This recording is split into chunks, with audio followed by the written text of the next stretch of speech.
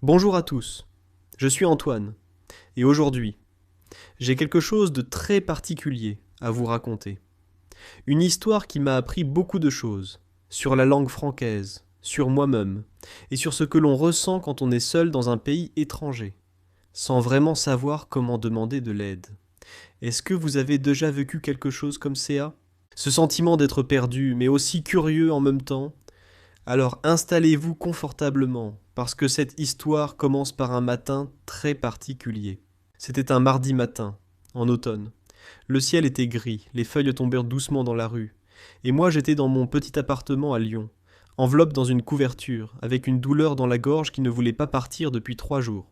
Ma gorge était rouge, ma voix était rauque, et chaque fois que j'avalais quelque chose, même juste un peu d'eau, c'était comme avaler du feu. J'avais essayé le thé au miel, le gingembre, les pastilles à la menthe. Rien n'avait marche. Je savais que je devais aller chez le médecin. Mais voilà le problème. Je n'avais encore jamais consulté un médecin en France. En français. Avec les mots médicaux, les formulaires, les questions rapides que je ne comprendrais peut-être pas. L'idée seule me donnait un peu d'anxiété. Et pourtant, je n'avais pas le choix. Ma santé passait avant tout. J'ai pris mon téléphone et j'ai cherché sur internet. Médecin généraliste Lyon Centre-Ville. Plusieurs noms sont apparus. J'ai choisi le cabinet le plus proche, à seulement 10 minutes à pied de chez moi. J'ai essayé d'appeler, mais personne ne répondait. Alors j'ai cherché s'il y avait un système de rendez-vous en ligne. Et oui, il y avait une plateforme appelée Doctolib. J'avais entendu ce nom plusieurs fois depuis mon arrivée en France, mais je n'avais jamais eu besoin de l'utiliser. J'ai créé un compte, j'ai cherché un médecin disponible dans la journée, et j'ai trouvé un rendez-vous à 14h30 avec une docteure nommée Madame Moreau. Avant de partir, j'ai préparé quelques phrases en français. Je voulais être prête. J'ai mal à la gorge depuis 3 jours. J'ai de la fièvre. Est-ce que c'est grave? Qu'est-ce que vous me recommandez? Je les ai repris à voix basse dans mon appartement, comme un acteur qui apprend son texte avant de monter sur scène. C'était un peu drôle si j'y pense maintenant. Mais sur le moment, je voulais vraiment ne pas me perdre dans la conversation. Je suis sorti vers 14 heures. L'air frais de l'automne m'a frappé au visage, et j'ai réalisé que j'avais oublié de mettre mon écharpe. J'ai souri malgré moi.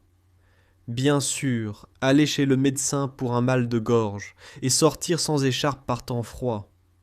J'ai fait demi-tour, et je suis remonté chercher mon écharpe. Quelques minutes plus tard, je marchais dans les rues de Lyon, les mains dans les poches, observant les boutiques, les cafes, les gens qui passaient rapidement en parlant fort dans leur téléphone. Le cabinet médical était au 2e étage d'un immeuble ancien, avec une grande porte en bois et un interphone à l'entrée. J'ai appuyé sur le bouton correspondant au nom Cabinet Moreau, et une voix féminine a dit simplement « Oui, montez ».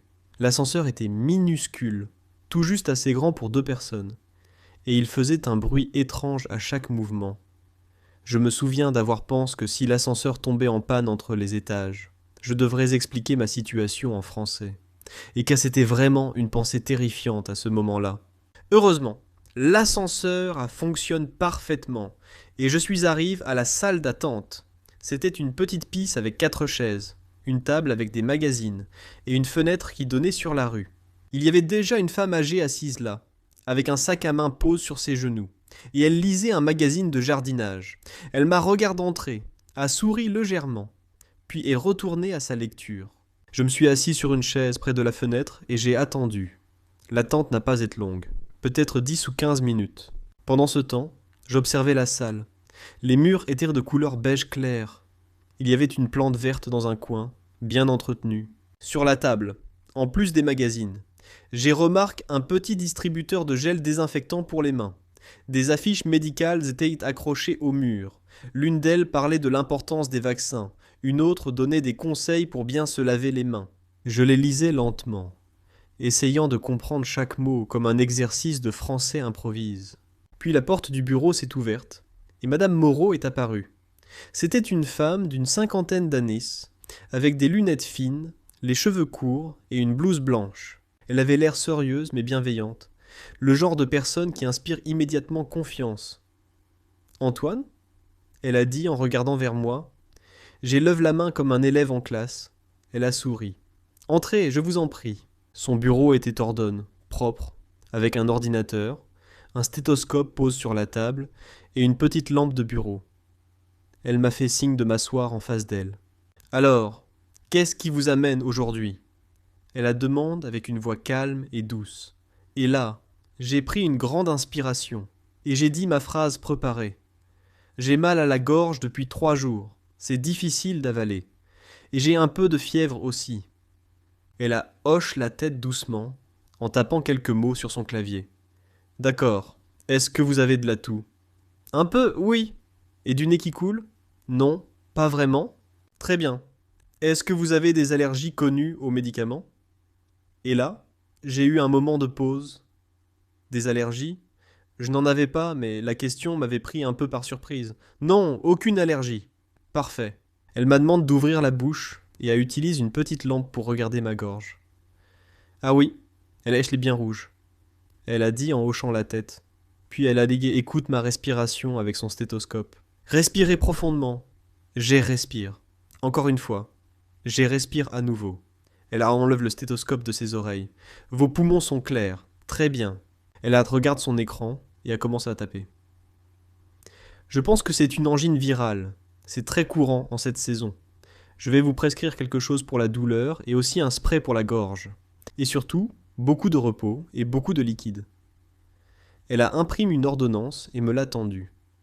Vous avez une pharmacie près de chez vous? J'ai dit oui. Parfait. Vous devriez vous sentir mieux dans 3 à 5 jours. Mais si la fièvre monte ou si cas empire, revenez me voir immédiatement. D'accord? Je regardais l'ordonnance dans ma main. Il y avait 2 médicaments écrits dessus, avec les dosages et les instructions. Je n'étais pas sûr de tout comprendre, alors j'ai posé la question. Est-ce que je dois prendre les 2 médicaments en même temps? Elle a souri patiemment. Non, non. Celui-là. Elle pointe le premier. Vous le prenez matin et soir. Et celui-là, elle pointe le second, seulement quand vous avez vraiment mal. Maximum 3 fois par jour. J'ai hoche la tête. Merci beaucoup, Madame Moreau. Bon rétablissement, Antoine. Prenez soin de vous. Je suis sorti du cabinet avec un sentiment étrange. Un mélange de soulagement, de fierté et de quelque chose de plus doux. Une sorte de satisfaction tranquille. J'avais réussi. J'avais expliqué mes symptômes en franquais. J'avais compris les questions du médecin. J'avais eu une vraie conversation médicale dans une langue étrangère. Ce n'était peut-être pas grand-chose pour quelqu'un d'autre, mais pour moi, ce jour-là, c'était une petite victoire. Je suis allé directement à la pharmacie, qui se trouvait à 2 rues du cabinet. Une jeune pharmacienne avec un tablier blanc m'a accueilli. Je lui ai tendu l'ordonnance. Elle l'a regardée, tape quelque chose sur son ordinateur. Et quelques minutes plus tard, elle m'a remis 2 boîtes de médicaments dans un sac en papier. « Vous avez la carte vitale ?» Elle demande. « Oh, la carte vitale. C'est la carte d'assurance maladie en France. Moi, je n'en avais pas encore. J'étais en train de faire les démarches pour l'obtenir. » Je lui explique ma situation. Elle est très compréhensive. « Pas de problème. Vous payez aujourd'hui et vous serez remboursé plus tard quand vous aurez votre carte. » J'ai payé. J'ai pris mon sac et je suis sorti dans la rue froide d'automne. Sur le chemin du retour, je me suis arrêté dans un petit caf pour prendre un de chaud. J'ai choisi une table près de la fenêtre. J'ai posé mon sac de médicaments sur la chaise à côté de moi et j'ai regardé la rue par la fenêtre. Les gens passaient. Les voitures roulaient lentement. Une mère poussait un landau avec un bébé bien en mitoufle. Lyon continuait de vivre autour de moi, indifférente à ma petite aventure du jour. Et pourtant, je me sentais différent. Pas à cause des médicaments. Je ne les avais même pas encore pris. Mais parce que j'avais fait quelque chose de courageux à ma façon. Je m'étais confronté à quelque chose qui me faisait un peu peur, et je l'avais traversé. Est-ce que vous avez déjà eu une expérience similaire? Aller chez le médecin dans un pays où vous ne parlez pas parfaitement la langue, c'est un moment particulier. On se sent vulnérable, mais on apprend aussi tellement. Les mots du corps, les expressions pour décrire ce qu'on ressent, les formules polies pour poser des questions, c'est du franquais très utile, très concret, très quotidien. Si vous apprenez le franquais en ce moment, je vous encourage vraiment à chercher du vocabulaire médical simple. Pas pour vous faire peur, mais parce que c'est une situation que tout le monde rencontre un jour ou l'autre. Et quand ce moment arrive, être prépare, même un peu, fait toute la différence. cette histoire de visite chez le médecin. Elle m'a aussi rappelé que les Français, en général, sont bien plus patients et bienveillants qu'on ne le pense quand on parle leur langue avec des efforts sincères. Madame Moreau ne s'est jamais impatientée, n'a jamais parlé trop vite et n'a jamais fait semblant de ne pas comprendre mon accent. Au contraire, elle a adapté son discours, répète quand c'était nécessaire et sourit au bon moment. Ce genre de rencontre qui donne vraiment envie de continuer à apprendre. J'espère que cette histoire vous a plu et peut-être appris quelques mots nouveaux au passage. Si c'est le cas, n'hésitez pas à laisser un commentaire en bas, en français si vous vous sentez prête, ou dans votre langue si vous préférez. Et si vous avez vous-même une histoire de première visite chez le médecin dans un pays francophone, je serais vraiment curieux de l'entendre. Si cette vidéo vous a été utile et que vous aimez apprendre le français de cette façon, à travers des histoires du quotidien, pensez à vous abonner à la chaîne Wow Spoken French. Ça m'aide beaucoup à continuer à créer du contenu pour vous. Et si vous avez apprécié cette histoire, un petit pouce bleu ferait également très plaisir. Prenez bien soin de vous, restez au chaud par ces temps froids d'automne et continuez à pratiquer votre français chaque jour. Même 5 minutes par jour font une grande différence avec le temps. Bonne continuation à tous et à très bientôt pour une nouvelle histoire. Bonsoir.